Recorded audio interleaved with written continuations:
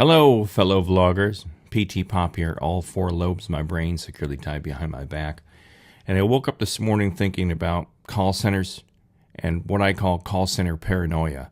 And I wondered if any of you have suffered from this. Stay tuned. PTPOP, thanks.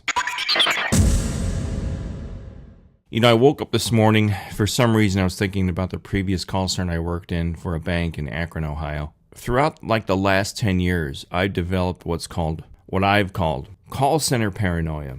And what I mean by that is it seems like in call centers, at least myself, I wondered if any of the rest of you suffer from this, where you think that the supervisors are kind of out to get you. And I started thinking about this at Verizon Wireless, because at Verizon I took like 80 calls a day, okay? And that's 80 calls a day, 1,600 calls a month. Yet somehow, out of all those calls I took over an entire month, my supervisor would come up with me, he'd go, hey, bippin' and the boppin', the bippin' and the boppin' guy. He'd say, hey man, we gotta talk about, the bippin' and the boppin' and the hippin' and the hoppin' on the calls.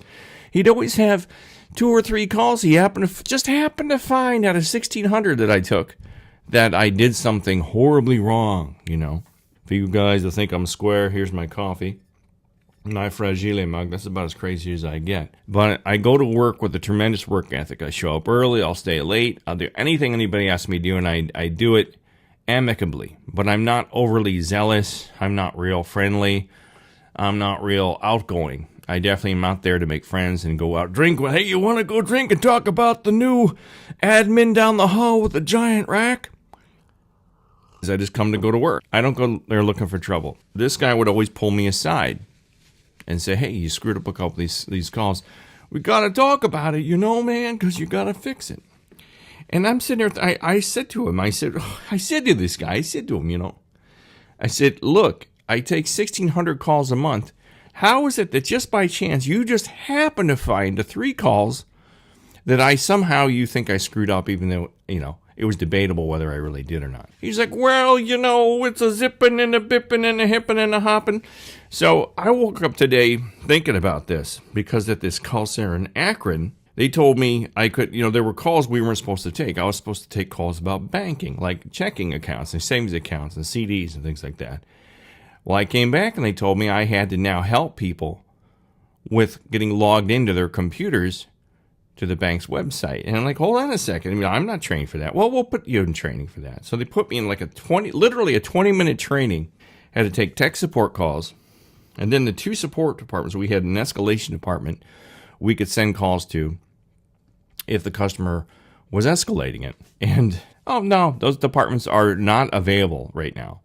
They're no longer available. So you're going to have to handle those calls yourself.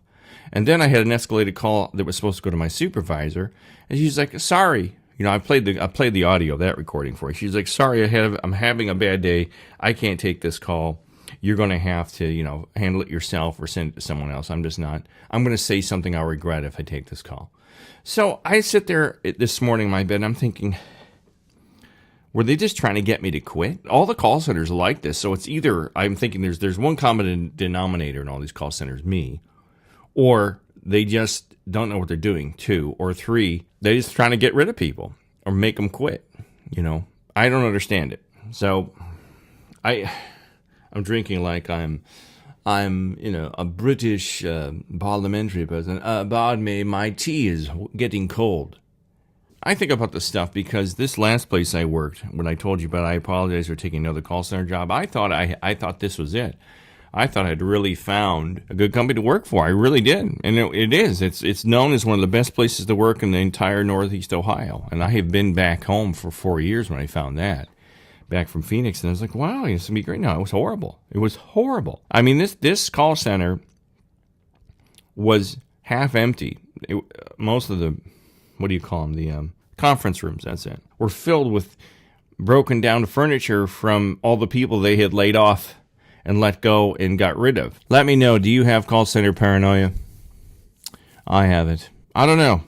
Nobody seems to want to keep people, and I would get paranoid thinking they're just trying to get rid of me. So if you had call center paranoia, let me know. Peace and love. If you like this, give it a thumbs up. Click on the notification button, subscribe. Tell your friends, tell your relatives, anybody you know that works in call centers. Let them know that I have this great... Oh, there's birds flying around my head. I must be paranoid.